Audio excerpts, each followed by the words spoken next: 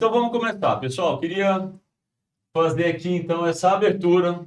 Sejam muito bem-vindos ao primeiro episódio do nosso IPOGcast, podcast que coloca a sua inteligência em movimento, que promove debates inteligentes e gera ideias que transformam. Então esse é o propósito desse lugar especial que nós criamos aqui no IPOG para tratar de assuntos diversos assuntos de várias áreas, e vamos semanalmente aqui levar para vocês muito conhecimento, muito debate, enfim, opiniões, para que vocês possam aproveitar e usar esses debates para enriquecer o dia a dia de vocês, tomada de decisão, reflexões importantes, aprendizado nas suas áreas de atuação, enfim. E hoje, nesse primeira edição, nesse podcast especial, nós escolhemos um tema super relevante. Nós vamos falar de energia, nós vamos falar de hidrogênio verde, um combustível inovador, uma energia limpa, e é um assunto super pertinente para o momento que nós estamos vivendo, inclusive aqui no Brasil, não é só no mundo, mas inclusive aqui no Brasil, diante de uma tragédia, né, que está assolando a região sul do país, né, de forma dramática, a gente está vendo. Então, é um assunto super pertinente para a gente tratar no dia de hoje. E eu tenho aqui dois convidados super especiais para ajudar a gente no debate desse tema. Estou aqui hoje com o professor Flávio Soller, que é pós-doutor em Engenharia Civil pelo LENEC, o Laboratório Nacional de Engenharia Civil de Portugal, que é doutor em Engenharia Civil pela UFRGS, é mestre em Engenharia de Produção pela PUC Rio de Janeiro e também é coordenador do MBA em Hidrogênio Verde e Transição Energética do IPOG. E também estou aqui com o professor Aurélio Chaves, que é economista e mestre em Desenvolvimento Regional, professor aqui do IPOG também. Queria dar as boas-vindas a vocês dois. Muitíssimo obrigado por fazer parte desse dia especial, nossa estreia aqui, o episódio número 1 do IPOGcast. E queria já passar a bola para o professor Soller para fazer seus primeiros comentários sobre esse tema tão importante. Nós que agradecemos aqui o convite especial do IPOG, nessa sala super bem feita, bem realizada, com várias mãos, né? Em um time muito bacana aí do IPOG, e para discutir um tema super atual, super importante e super estratégico, né? Não só a nível mundial, como Brasil também. E o Brasil hoje é a bola da vez em hidrogênio verde, porque nós temos as energias renováveis, né? Só para se ter uma ideia, colocar uma estatística aqui, 87% do parque, basicamente, tecnológico brasileiro é formado de energias renováveis. Para você ter uma ideia, o mundo tem essa ideia de 26% e a Europa, toda a OCDE, é 30%. Nós estamos aqui com 87% de toda a energia gerada no Brasil é energia renovável, né? Exatamente, você falando das 4 grandes fontes de energia renovável, que são a hidrelétrica, a eólica, a solar e a biomassa. Muito obrigado pelo convite mais uma vez. Legal, eu que agradeço, professor Stoller. Professor Aurélio, esse tema super importante, hidrogênio verde, tem gente que está pensando que verde é a cor dele, né? É claro que não é isso, nós estamos falando de energia limpa, não é isso, professor? Pois é, quando a gente imagina, eu como economista tenho que puxar para o lado de economia. Quando a gente fala de economia verde, a gente está falando que o mundo, por exemplo, praticamente a Europa, a Ásia, praticamente quase todo mundo se destruiu suas florestas, acabou praticamente com quase tudo. O Brasil ainda tem grande parte do seu país, a própria Amazônia, né? É o grande, vamos dizer assim, é o grande tesouro que a gente tem hoje no Brasil, né?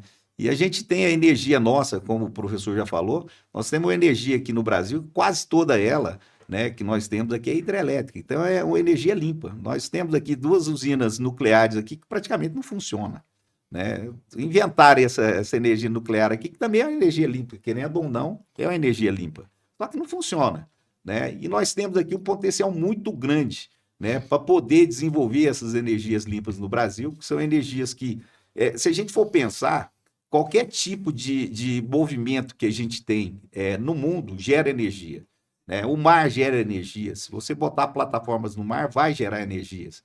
Se você botar uma plataforma numa estrada, só de movimento de passar caminhão por cima gera energia. Então nós temos um potencial muito grande. Você tem uma ideia, tem casas hoje, eu tive numa feira, estão se produzindo telhas que já geram energia. Você bota a telha na tua casa, ela já vai gerar energia. Então, quer dizer, o potencial é muito grande que nós temos hoje no Brasil e é a bola da vez, sim. Nós temos hoje praticamente o ano inteiro de sol, né? Goiás, principalmente, aqui em Goiânia, nós temos praticamente o ano inteiro de sol, né? Então, eu acredito que o modelo que pode ser implementado no Brasil, daqui para frente, principalmente se a área governamental ajudar nisso, principalmente com financiamentos, principalmente para as pessoas de baixa renda, para que se coloque energia solar em todas as casas aí da Minha Casa Minha Vida, eu acho que o país ele tem tudo para poder se lançar, né, no mundo, um dos primeiros países a ter essas energias renováveis no mundo.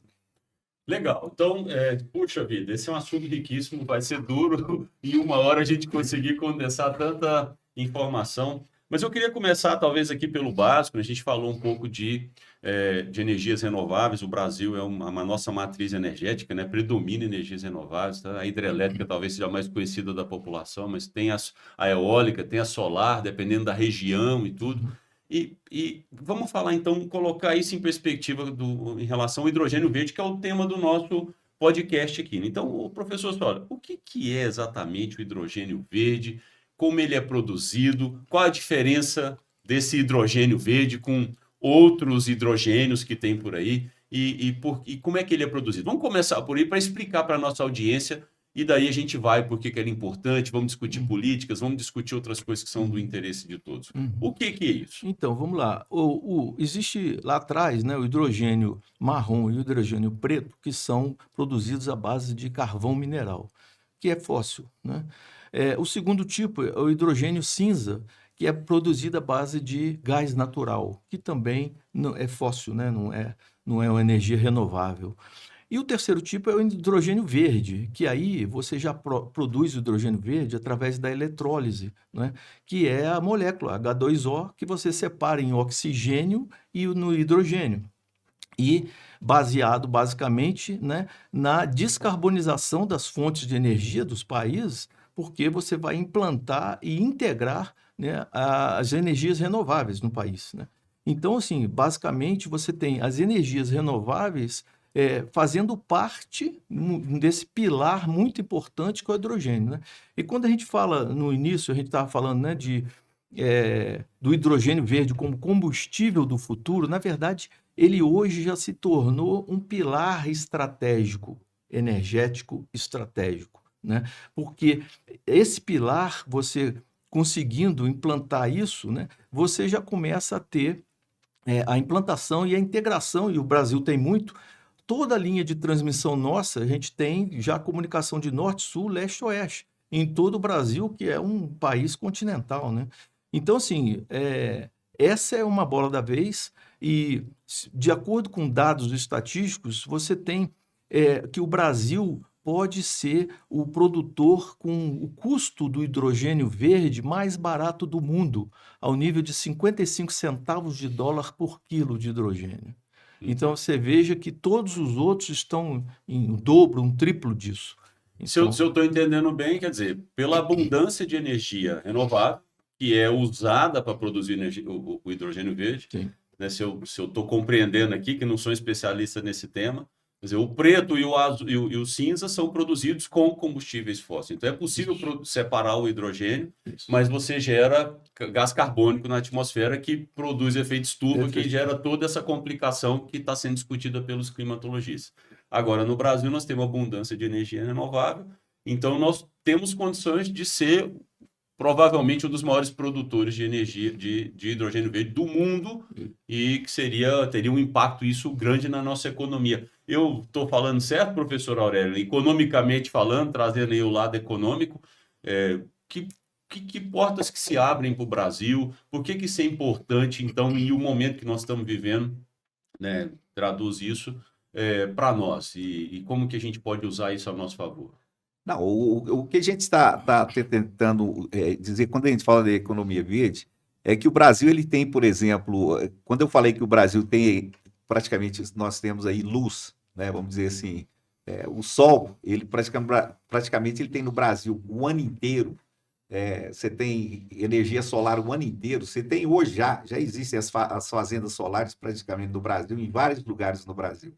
O que precisa ser feito é que o governo ele tem que começar a entender que a energia solar ela tem que estar interligada diretamente nas redes e o imposto que deve ser cobrado em cima dessas fazendas solares tem que ser diferente da que está sendo cobrado na energia hidrelétrica. O problema é que está sendo também taxado em cima dessas energias um valor, vai começar a ser taxado, um valor também igual da energia elétrica, e não é. Né? Na hora que você vê as energias solares, as fazendas solares que estão sendo montadas, o custo operacional é bem mais barato, mas muito mais barato do que energia para montar uma hidrelétrica. Quando você monta uma hidrelétrica, o custo que você vai ter é muito grande inicial, mas o custo depois operacional, com o passar do tempo, ele vai caindo. Praticamente ela está montada ali, é só manutenção. O custo dela depois ela vai diminuindo. Quando você pega o payback dela, que é o tempo de retorno do investimento dela, é muitos anos, demora muito tempo para voltar. Mas depois que volta, ela vai ali ser eterna. Você tem aí Ilha Solteira, você tem Itaipu, que até hoje não voltou, mas vai voltar. O dia que voltar, ela vai demorar muito tempo, mas volta. Já essas que são os parques solares, que a gente fala, que são as fazendas solares, o payback é rápido, é imediato praticamente. Você montou as fazendas solares, o tempo de volta, de retorno do investimento é muito rápido, né? E o retorno para a sociedade também é muito rápido. Então, o custo disso, em termos de manutenção, não é tão grande quanto é os outros, e eu acho que o custo também de imposto deveria ser bem mais barato, né? E a energia barateia para a população e para a sociedade. Então, eu acho que o imposto deveria ser muito menor. É a mesma coisa de você montar a sua casa e fazer uma usinagem nela. Colocar ali, você vai vender energia para a própria empresa. Né? E isso é uma coisa boa para a sociedade e boa para você. Né? Só que o que está acontecendo é que muitas vezes surgem as leis no Brasil, a gente acaba pagando um custo muito alto pela energia e acaba que eles começam a te cobrar também essa energia que você está produzindo para você mesmo. Né? Sendo que você deveria estar vendendo essa energia também para o próprio governo e uma coisa mais barata. Então, acho que a legislação brasileira deveria dar uma mudadinha em relação a essa energia. Né? E quando a gente fala de energia verde, é uma energia renovável, é uma energia que você está produzindo. Você imagina se toda a casa brasileira tivesse uma energia solar, tivesse uma usinagem.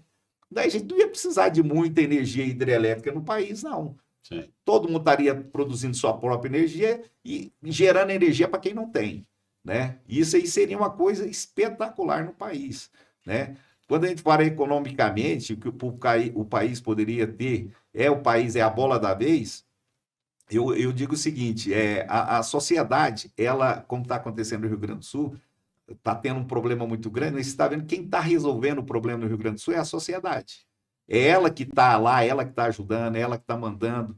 Né? A gente não precisa muito de governo para resolver os problemas. Eu falo que na economia, se o governo não interferir, ela anda sozinha. Né? O grande problema é que a gente tem governo para interferir. Se ele interfere, a coisa desanda. Né? A economia ela anda sozinha. Né? Agora, a sociedade, ela também anda sozinha se não tiver muita interferência governamental. O grande problema nosso é que sempre tem muito imposto para ser pago, e isso é um grande problema que a gente tem no país. Mas, quando a gente fala de energia renovável, eu tive, por exemplo, pelo IPOG, eu tive lá em algumas cidades no Nordeste, e eu lembro das energias eólicas. Né? Em Teresina, por exemplo, é a única capital que não está na beirada do mar, né? Vamos dizer assim, ela está no centro do estado, e o menino tinha lá... Do Nordeste, né? No Nordeste, Nordeste, ele tinha lá um notebook, um dos alunos, e ele tinha lá todas as torres, né? Todas funcionando. Eu falei, nossa, que legal, ele acompanhando, né? Eu falei, nossa, que legal, cara. Pô, beleza, né? Todas funcionando. Tá gerando energia? Eu falei, tá gerando, professor. Ficava todas no meio dos morros, né? Onde você tinha um ciclo ali de vento, né? Sim. E eu falei, cara, vai todas gerando. Eu falei, para onde está indo essa energia? Ele falou, professor, para lugar nenhum. Eu falei, mas por quê? Ele falou, não tem linha de transmissão. Então, quer dizer, distribuir. O grande problema do Brasil, principalmente lá no Nordeste, que tem uma deficiência muito grande de energia na época, eram as linhas de transmissão que não tinham. né? Então, quer dizer, a gente tem uma deficiência muito grande ainda. Nós temos hoje quase tudo interligado, mas em alguns lugares ainda precisa ter essa interligação, Sim. né? Mas em energia renovável, no Brasil, a bola da vez é nossa, mas nós precisamos ainda ter algumas coisas que precisam ser encaixadas, né? Sim, eu entendo que, né, nesse comentário, né, você trouxe a questão da energia solar e tal. Quer dizer, se a gente pensar 30 anos atrás, era um tema que, né, energia solar na nossa casa, ninguém ia pensar, né, era só uns super inovadores assim que estavam tentando. Hoje é uma realidade completamente diferente. Inclusive, a pessoa física gera energia para a companhia, você vende, é um negócio diferente. Ou seja, houve algum avanço nas políticas e também na tecnologia para promover isso, e claramente o Brasil começa a trazer, né, para o campo da pessoa física, né, para a sociedade, esse assunto da energia renovável e tal.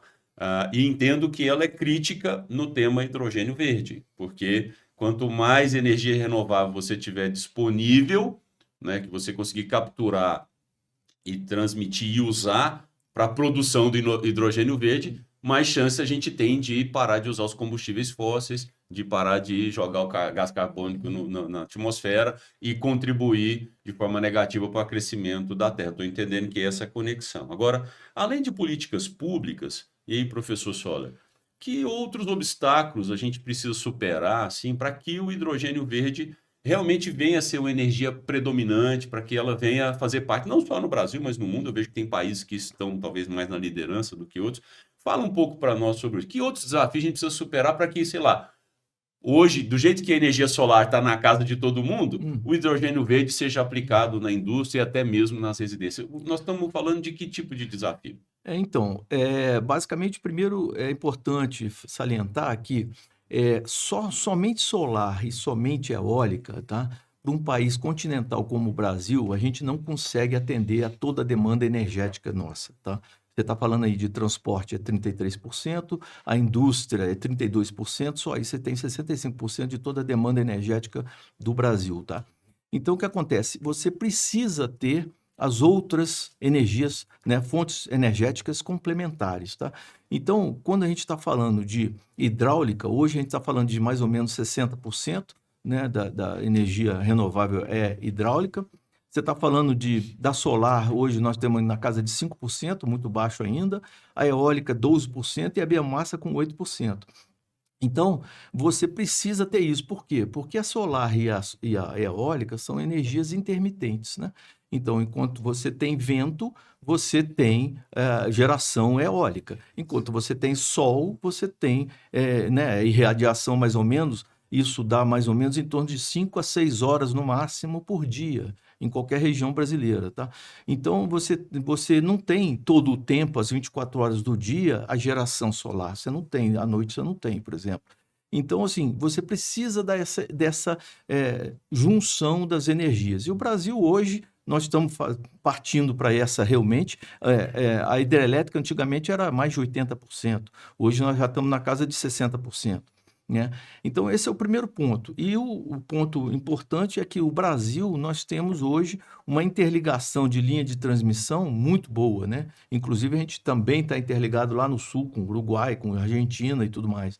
Esse é o primeiro ponto. O segundo ponto que você, quanto à tua pergunta especificamente, é exatamente o seguinte: quais são os grandes desafios? Bom, a gente precisa ter, né, um armazenamento, mais pesquisas, mais estudos, né, de armazenamento de energia, de produção energética, de transporte da energia. Esses são os 3 fundamentos principais.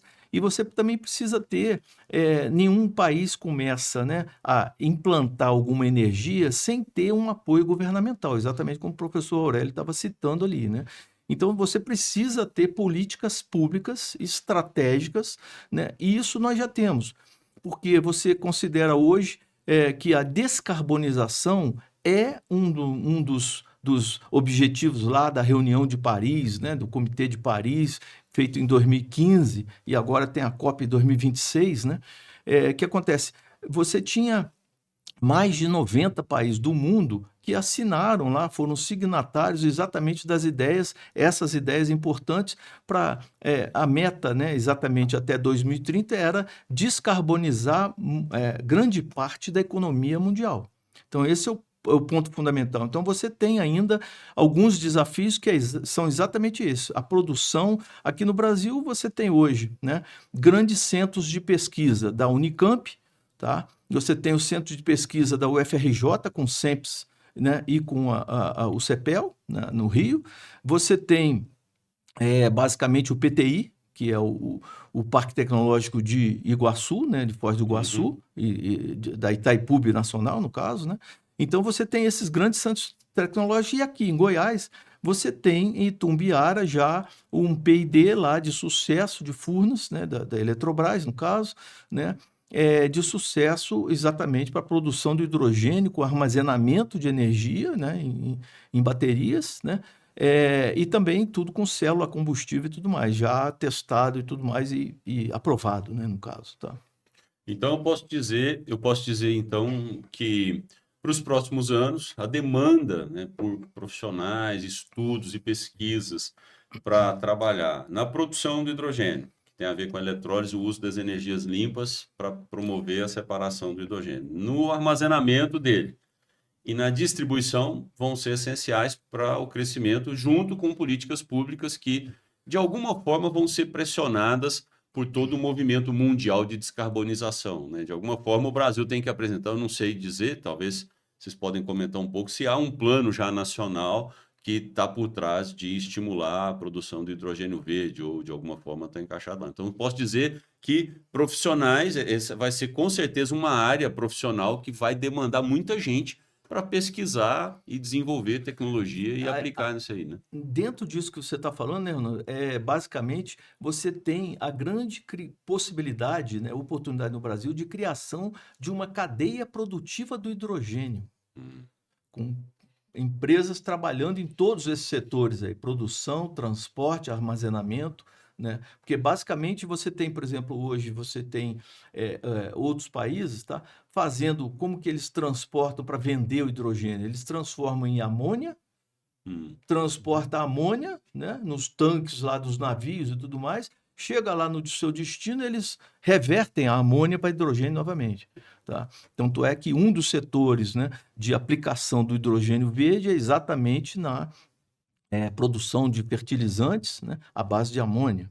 Sim. Então, além do transporte, além do setor de residencial, né? O fertilizante à base de amônia não provoca o efeito estufa que enfim, o fertilizante tradicional gera metano, alguma coisa nessa linha. Acho que tem essa questão também, né? Isso. São várias áreas assim da economia que são afetadas pelo hidrogênio verde, né? Onde que, professor Aurélio, onde é que a gente pode ver nos próximos anos o hidrogênio verde sendo usado na prática, né? Assim, 20 anos, 30 anos atrás, ninguém imaginava que ia ter talvez uma discussão de colocar energia solar em toda casa de um programa, né, governamental Minha Casa Minha Vida, né? E gerando energia para ser revendida, né? Então, hoje a pessoa física vê. Então, se a gente pudesse pensar daqui 10, 15, 20 anos, onde que nós estamos vendo a evolução da aplicação do hidrogênio verde? Onde que isso vai ser usado?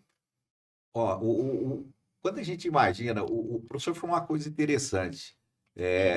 Hoje, por exemplo, as indústrias, elas produzem por 3 tipos de...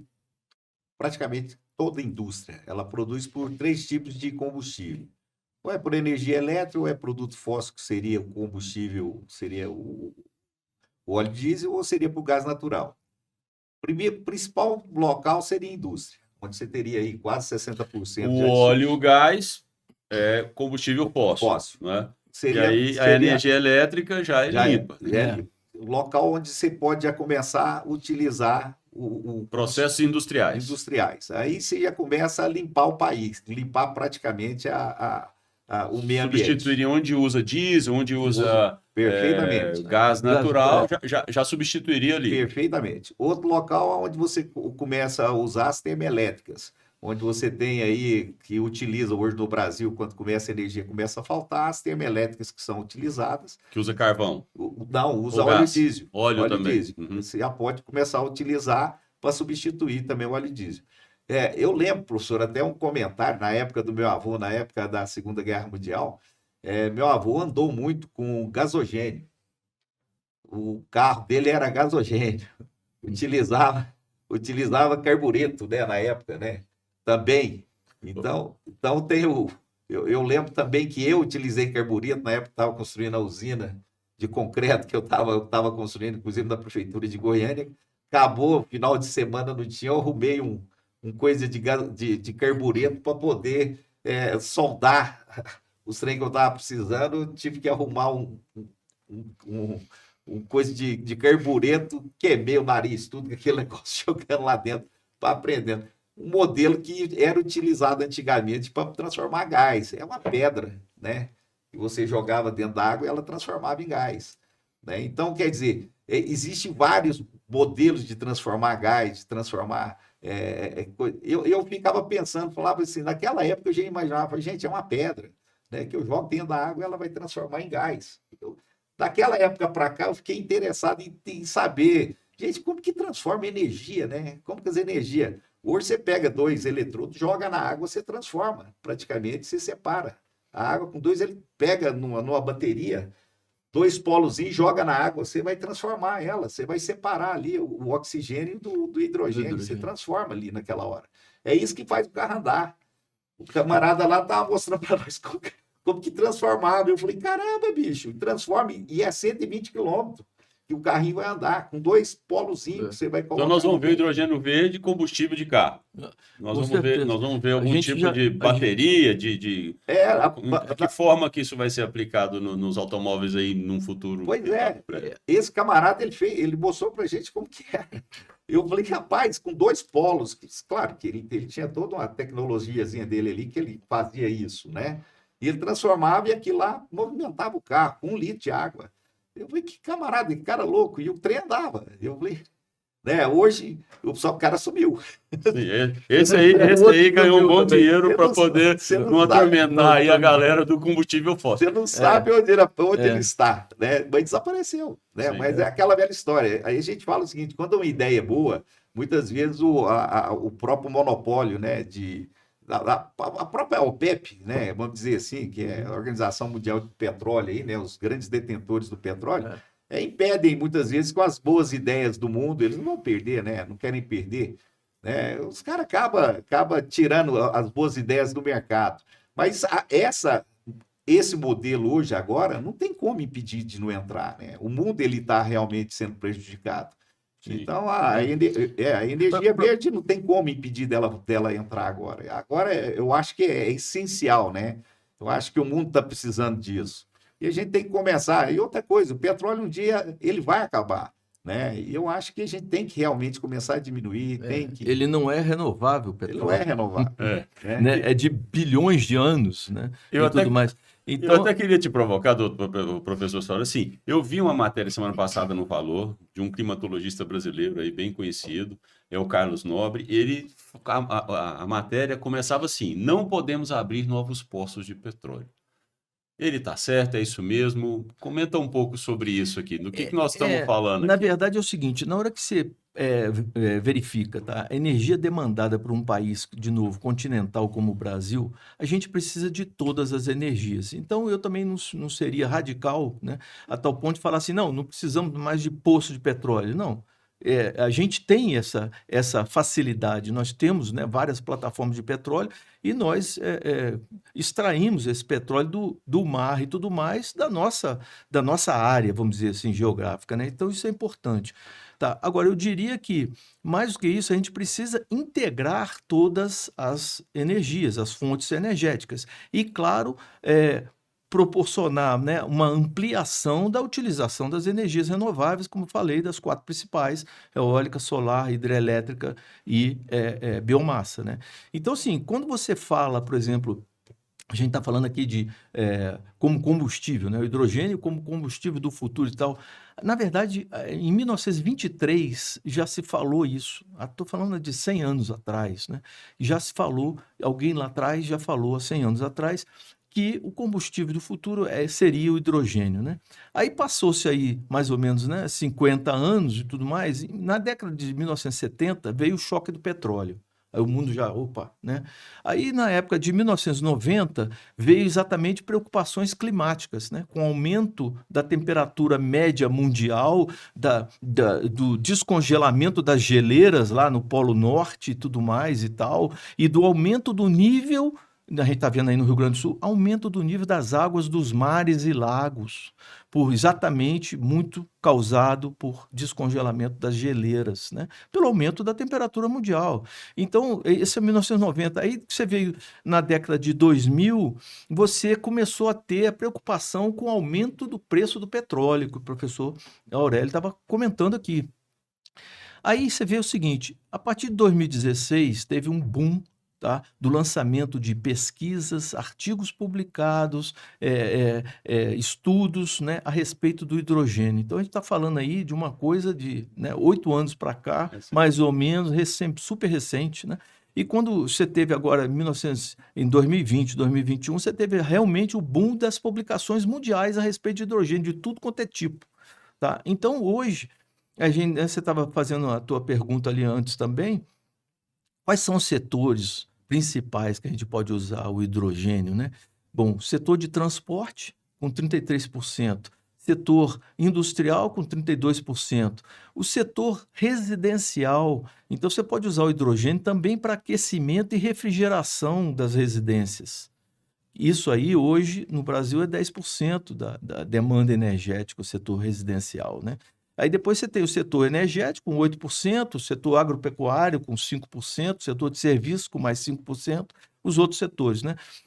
Então, você veja que você precisa dessa aplicação do hidrogênio com todas as energias renováveis e você vai precisar realmente reduzir aquela possibilidade, né, que você tem hoje de você gerar o gás carbônico para a atmosfera, efeito estufa, né, gases de efeito estufa e tudo mais, né? Entendi. Então deixa tentando aqui capturar um pouco de tudo que nós falamos. Para aplicar o hidrogênio verde na indústria, né? Ou a indústria tem lá uma mini usina de hidrogênio verde ali, que ela pode usar a energia elétrica para produzir o hidrogênio verde, ou a solar para produzir o hidrogênio verde ali, uma mini usina ali, pode ser. Ou vai ter algum local, uma usina maior que vai produzir isso e a gente precisa superar o desafio da distribuição, que foi dito aqui no início. Como é que eu armazeno isso e faço chegar lá? Que hoje a gente tem linhas de distribuição para energia elétrica e gerada pelas nossas hidrelétricas ou termoelétricas, a gente tem, mas isso deve avançar, né? Ou vai ter, pensando futuristicamente, talvez algumas baterias de hidrogênio verde, sei lá como que vai ser, que a gente vai pegar e botar no nosso carro ou coisa parecida, pensando em transporte, né? Pensando nos caminhões, pensando em tudo que nós temos na malha rodoviária, que faria com que o combustível fóssil, a gasolina, o diesel, fosse substituído de uma vez por todas. Eu posso dizer, agora vou dar uma viajada. Você já pegou aquela primeira classe de Hellmann's Airways, professor Soller? Você já voou de Hellmann's Airways, professor Aurélio? Então, nunca viajou na maionese, não? Vamos viajar de primeira classe, viajar na maionese aqui de primeira classe, vou dar uma voada longe, assim. A gente vê hoje, né, que o centro da produção mundial aí do petróleo está ali, né, no Oriente Médio, a Rússia aqui, Venezuela ali, Estados Unidos também tem uma grande produção. Alguns países concentram a produção do petróleo no mundo, né? Dado tudo que nós falamos sobre o Brasil, energias renováveis, a gente pode dizer que 20, 30, 40, 50 anos, talvez, nossos netos, bisnetos aí, vão ver o Brasil sendo o líder mundial na produção do combustível que vai ser o combustível que vai tirar a gente do aquecimento global e tal. Nós vamos ver isso acontecendo, professor Aurélio? É isso que está pela frente? Rapaz, eu digo o seguinte, isso vai depender muito. Quando eu falo depender muito, vai depender muito da tecnologia que o Brasil desenvolver. Eu falo que vai depender muito, porque o Brasil, nós temos um sério problema. O Brasil ele não investe muito na área de tecnologia. Esse é um problema que nós temos sério. Nós precisamos urgentemente começar a investir nas nossas tecnologias. Nós somos compradores de tecnologias dos outros. E, principalmente, a gente compra tecnologia que já está ultrapassada. Tecnologia que os outros já inventaram e já estão com outra tecnologia para a gente. E a gente acaba comprando tecnologia já um pouco, vamos dizer assim, deficitária, né? Tecnologia que já foi inventada e que já estão fazendo outras coisas. Já chega para a gente vencida. E nós temos cabeças muito interessantes que vão lá para fora para pensar para outros países. Infelizmente, nós temos cabeças aqui extremamente inteligentes que deveriam estar pensando aqui dentro do país e acaba sendo exportada lá para fora e acabam pensando para outros países. Então, o que a gente tem que fazer é concentrar esses grandes gênios brasileiros, que a gente tem, muitos gênios brasileiros, e investir pesado em tecnologia brasileira, né? Nós temos aqui, para você ter uma ideia, o Brasil é um dos maiores. Aí eu vou falar de um outro tipo de energia. Nós somos um dos maiores enriquecidos. Nós enriquecemos. Enriquecemos. Vamos falar urânio aqui no Brasil. Urânio, São um dos maiores enriquecedores de urânio no Brasil. Só que a gente acaba exportando, levando tudo para fora, né? O Brasil tem essa grande tecnologia de fazer isso, né? E manda para fora, não fica aqui, né? E o Brasil ele tem grandes cabeças pensantes. E o problema é que vai tudo para fora, exporta. Os caras que são bons aqui, que estão aqui, estão quase tudo para fora, não ficam aqui dentro do país, né? Primeiro que não tem incentivo. Então, as grandes cabeças, os grandes gênios brasileiros estão tudo lá fora, trabalhando lá fora. Então, a gente tem que investir pesado, principalmente aqui nessas pessoas, né? Tem que montar centros tecnológicos, tem que investir pesado, principalmente nessas pessoas, e fazer, porque no Brasil não tem. Você vê que os incentivos para essas pessoas são muito pequenos. Então, a gente tem que investir pesado aqui na nossa tecnologia mesmo, fazer com que aconteça aqui dentro, né? O grande problema é que a gente não tem isso ainda aqui. Então, vai depender muito daquilo que a gente for fazer aqui. Essa ideia, por exemplo, do professor, essa disciplina, é uma disciplina inovadora. No Brasil, você não tem. Vai ter aqui no IPOG. A gente não tem lugar nenhum aqui, a gente não ouve falar curso do MBA. Esse curso de MBA é inovador. É um único que a gente está ouvindo falar. Quer dizer, quem vier para cá vai pegar coisa nova, vai ver coisa nova aqui. Vai ver uma disciplina, um curso que você não vê no Brasil em lugar nenhum. Então, quer dizer, vai ver coisa interessante, vai ver coisa nova, e eu acho que é um prato feito para quem quer começar a entender em termos de energias renováveis, é algo que vai ser, eu acho que vai ser bem preparado. Se quiser entrar no mercado de trabalho nessa área, vai estar bem preparado. Legal. Segura aí que eu vou dar mais spoiler sobre isso já, sobre o MBA. Segura aí, nós vamos dar esse spoiler, mas quem está assistindo vai ter que segurar um pouquinho ainda, que eu queria ainda trocar sobre algumas as oportunidades de emprego. Esse é o ponto. Vamos falar um pouco sobre isso, então. Já que precisa desenvolver tecnologia, já que a gente ainda está numa situação ainda muito inicial, então você tem muita oportunidade. Quem chegar agora, com certeza, vai ganhar, né, algum tipo de vantagem. Tá aberto, né? Então, fala um pouco sobre isso, professor. Então, vamos lá. Só para colocar alguns dados estatísticos aqui para a gente entender o contexto que o Brasil está posicionado a nível mundial, tá? 52% das empresas do Vale de Energia, tá, da Alemanha, em Baden-Württemberg, 52% têm subsidiárias no Brasil. Tá? Você tem do Hydrogen Council, né? Você tem 90% das empresas lá do Hydrogen Council têm subsidiárias no Brasil. Você tem até 2050, tá? Os países aí se juntaram lá e tudo mais, e estão falando em investimentos da ordem de 500 bilhões de dólares.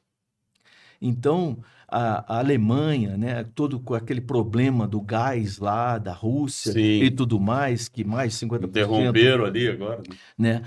Que acontece? Eles estão com olhos realmente aqui para o Brasil, porque eles não querem comprar hidrogênio cinza, hidrogênio marrom, hidrogênio preto, eles querem comprar o hidrogênio verde, né? Então não adianta você comprar um hidrogênio de um país que vai produzir o hidrogênio através de fonte fóssil, como carvão, como petróleo, como gás natural. Então, realmente nós somos a bola da vez agora, né? E as oportunidades de trabalho estão aí, através exatamente que eu espero e acho que deve acontecer em curtíssimo prazo, tá? É exatamente várias empresas trabalhando, né, na cadeia produtiva do hidrogênio no Brasil. Então vai ter oportunidade para quem quer investir, para quem quer pesquisar, para quem quer desenvolver realmente tecnologia ou já aplicar, produzir, nos seus próprios negócios. Armazenar, transportar. Todas e entendo também que, olhando o lado do ESG, olhando para o lado das companhias, há eu diria que um momento também importante delas se posicionarem nessa transição energética, né? De ir aos poucos descarbonizando, né, as suas linhas de produção, enfim, tudo. Acho que também tem um posicionamento de valor social importante, porque, de fato, né, quando a gente vê a tragédia agora no Rio Grande do Sul, voltamos a ter todos os debates, né, assim, anos atrás, 20, 30, 40 anos atrás, a gente falava do efeito estufa, né, do grande aquecimento, mas os efeitos no mundo ainda eram muito pontuais. Agora começaram a ficar constantes. Agora está dentro da nossa casa aqui, né? Porque você tem enchentes acontecendo no mundo inteiro, tá? Dinamarca está lá com enchente. Incêndios. Dinamarca, incêndio acontecendo para todo lado, de Desastres ambientais. proporções, né, gigantescas. É. Mas a notícia hoje chega mais rápido também, fruto da globalização toda, internet e tudo mais. E também está chegando dentro da nossa casa. Então, cada vez está ficando mais frequente isso. Há uma agenda sendo discutida com as grandes potências do mundo, que são as grandes produtoras do CO2 no mundo inteiro, e esse tema está ficando cada vez mais relevante. Olhando para o lado do Brasil, né, e com a situação toda, Rio Grande do Sul e tudo mais, eu acho que voltamos a discutir isso com muita intensidade.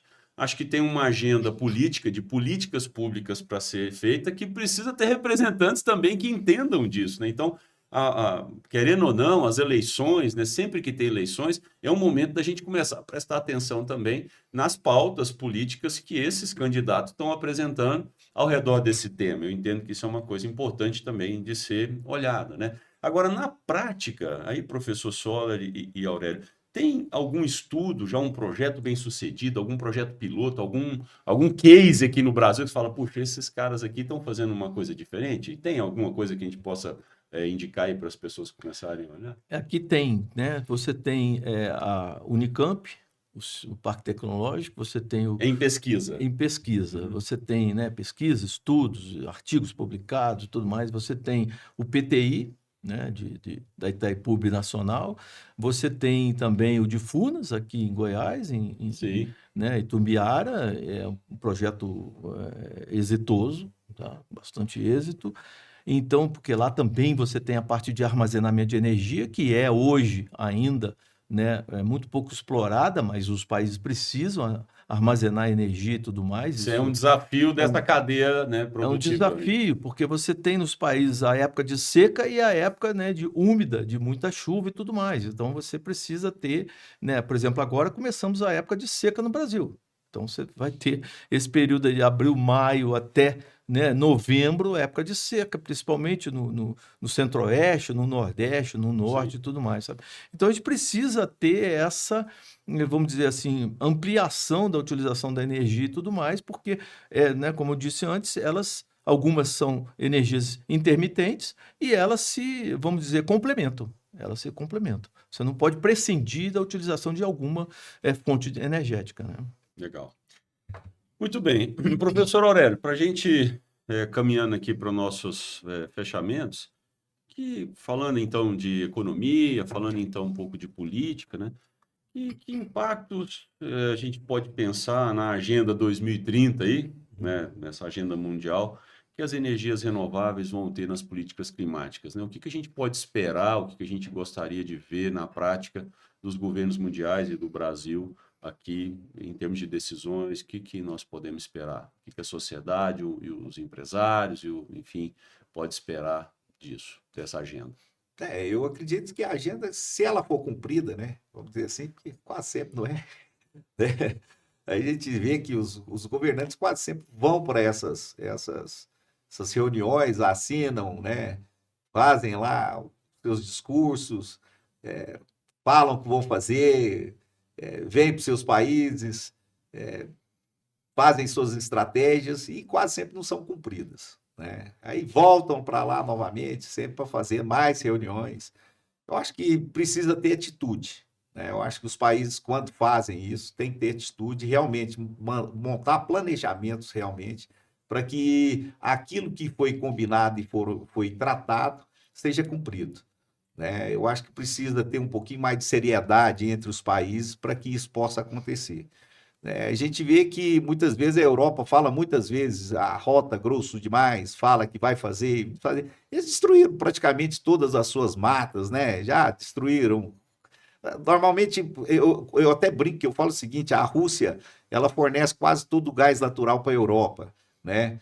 e ela está invadindo lá o outro país e fala grosso, todo mundo briga com a Rússia, fala que vai tirar, né, que vai fazer qualquer coisa com a Rússia, vai ter algum embargo, aí a Rússia fala, não, vou fechar as comportas aqui, vou fechar o gás natural para vocês, aí todo mundo corre, né? Aí um fala, não, então vou começar a usar novamente aqui o carvão para poder gerar energia para o meu país, né? A própria Europa vai começar a usar e começa a poluir de novo, né? Então, quando a gente imagina que um país depende de outro para qualquer tipo de energia, isso aí prejudica praticamente todos os acordos que foram firmados, né? Então, a gente tem que ter, eu acho que tem que ter seriedade nesses países.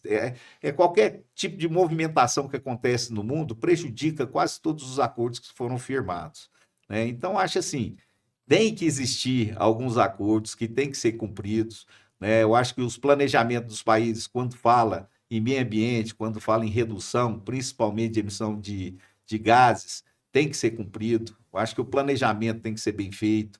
Quando você vai para uma reunião dessa e volta, você tem que já ir já sabendo o que você vai fazer, quando voltar, o que você tem que cumprir. E as metas têm que ser alcançadas. Aqui no Brasil praticamente nunca acontece. Você chega aqui, os camaradas parecem que assinaram um documento lá e chega aqui e esquece que assinou, sabe? Aí você vai ver de um ano para o outro, as queimadas continuam, não acontece o que foi combinado, no outro ano não foi cumprido. Então, quer dizer, eu acho que tem que ter seriedade, gestão, né? E fazer que as coisas aconteçam.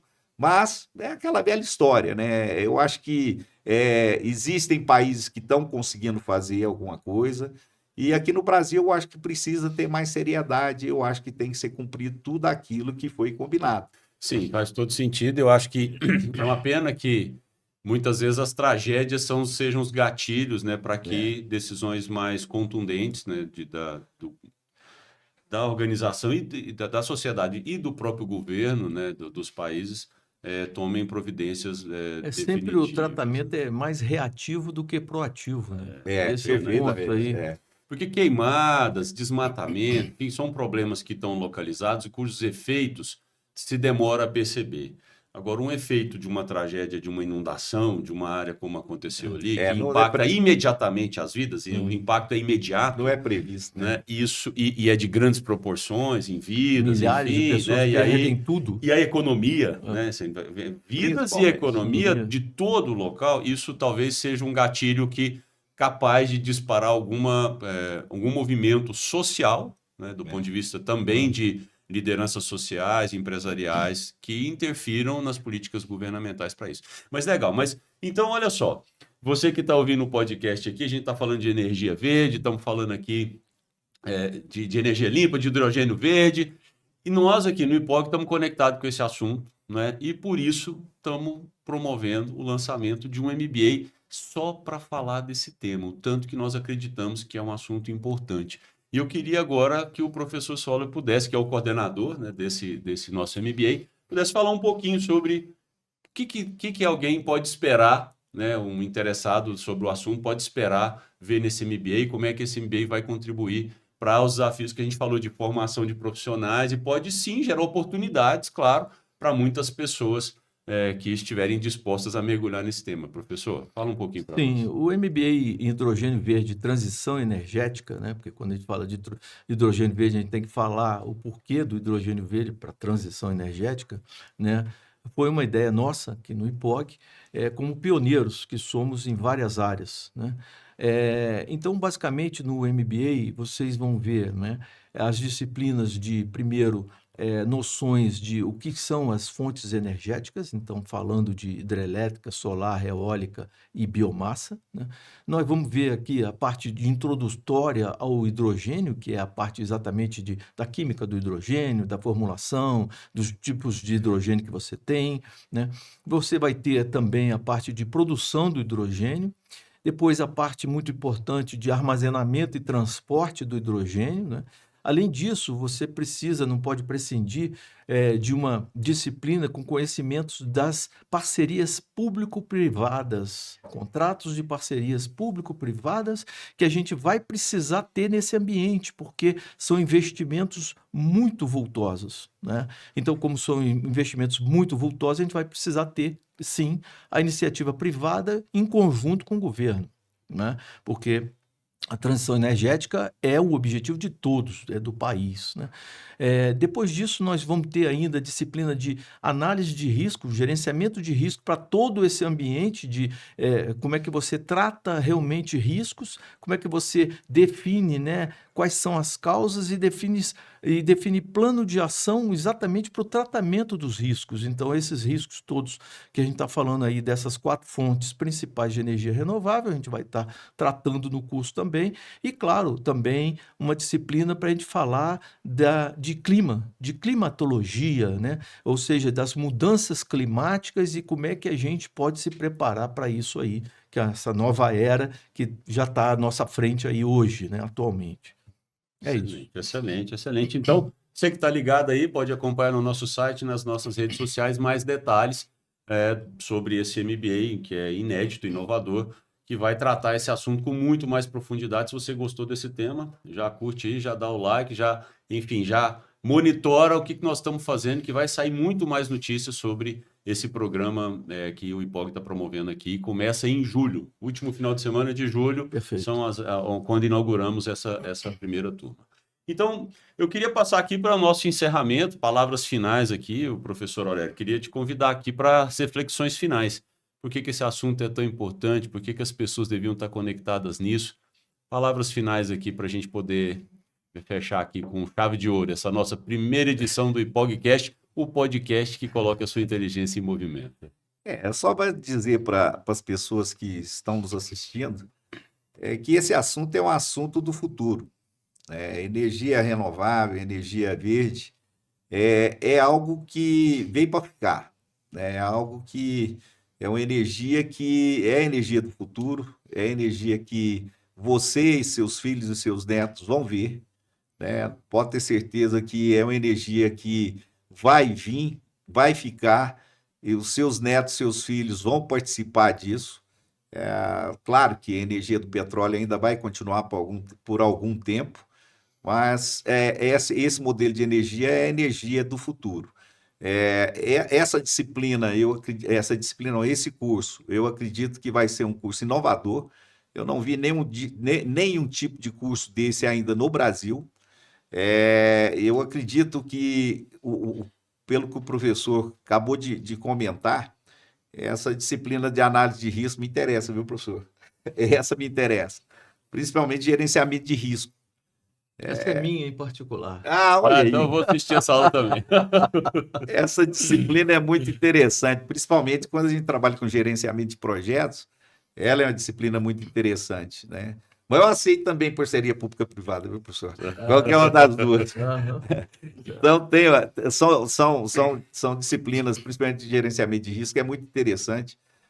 O professor trabalha com gerenciamento de projetos, a gente trabalha com PMI também, são duas coisas muito interessantes. Vai mostrar para vocês aí, principalmente para quem tem interesse em entrar nessa área, principalmente o sistema energético brasileiro, é um sistema energético muito interessante.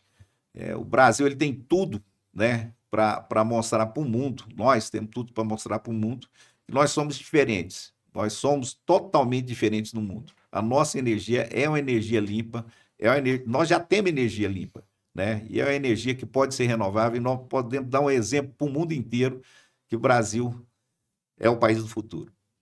Legal, excelente. Professor Soller, palavras finais, considerações aí sobre, enfim, o tema, o MBA, o senhor já falou.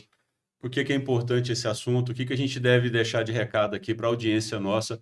Gente que é aluno aqui do IPOG, muita gente que estão nos cursos aqui de graduação de engenharia, várias pós-graduações também que a gente tem aqui de engenharia, né? São vários cursos de MBA que nós temos nessa área, temos cursos também na área de meio ambiente, então tem alunos e tem pessoas que estão procurando se especializar, entender mais sobre o assunto, quem sabe tem uma audiência aí que vai se conectar agora com esse tema por conta desse debate que nós estamos promovendo. Palavras finais.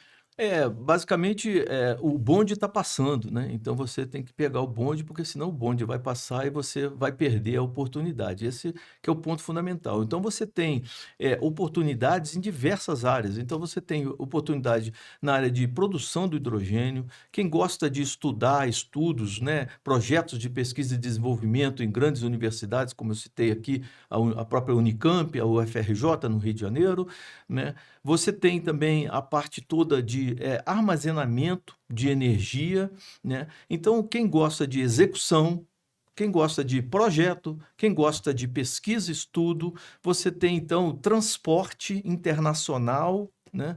E exatamente visando lá para a Europa e tudo mais. Então, assim, você tem diversas áreas que você pode, né, áreas de conhecimento que você pode trabalhar e que você pode se especializar aí. E o nosso MBA está indo exatamente nessa direção. Excelente. Queria agradecer muitíssimamente, professor Aurélio, professor Soller, pela contribuição no nosso primeiro episódio, num tema tão importante, tão chave.